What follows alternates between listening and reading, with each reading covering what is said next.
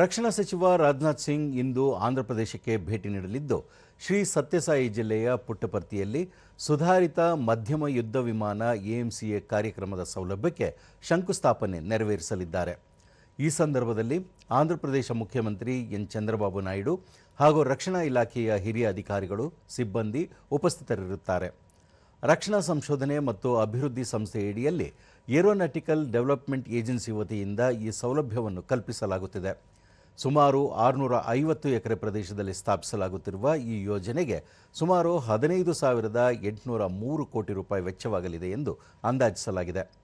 AMCA ಯುದ್ಧ ವಿಮಾನವು stealth ತಂತ್ರಜ್ಞಾನ, ಅವಳಿ ಇಂಜಿನ್, ಸೂಪರ್ ಕ್ರೂಸ್ ಸಾಮರ್ಥ್ಯ, ಸುಧಾರಿತ ಏವಿಯಾನಿಕ್ಸ್ ಅನ್ನು ಒಳಗೊಂಡಿರುತ್ತದೆ.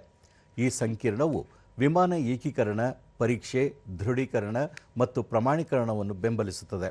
ಸುಧಾರಿತ ಯುದ್ಧ ವಿಮಾನ ತಂತ್ರಜ್ಞಾನಗಳಲ್ಲಿ ಭಾರತದ ಸ್ವಾವಲಂಬನೆಯನ್ನು ಬಲಪಡಿಸುವುದರ ಜೊತೆಗೆ ಈ ಯೋಜನೆಯಿಂದ ಸುಮಾರು 7,500 ಉದ್ಯೋಗಗಳು ಸೃಷ್ಟಿಯಾಗಲಿವೆ. ಇದರ ಜೊತೆಗೆ ರಕ್ಷಣಾ ಸಚಿವ ರಾಜನಾಥ್ ಸಿಂಗ್ ಅವರು ಅನಕಪಲ್ಲಿ ಜಿಲ್ಲೆಯ ಟಿ ಸಿರಸಪಲ್ಲಿ ಗ್ರಾಮದಲ್ಲಿ ಭಾರತ ಡೈನಾಮಿಕ್ಸ್ ಲಿಮಿಟೆಡ್ನ ಹೊಸ ಅತ್ಯಾಧುನಿಕ ನೌಕಾ ವ್ಯವಸ್ಥೆಗಳ ಉತ್ಪಾದನಾ ಸೌಲಭ್ಯಕ್ಕೂ ಶಂಕುಸ್ಥಾಪನೆ ನೆರವೇರಿಸಲಿದ್ದಾರೆ.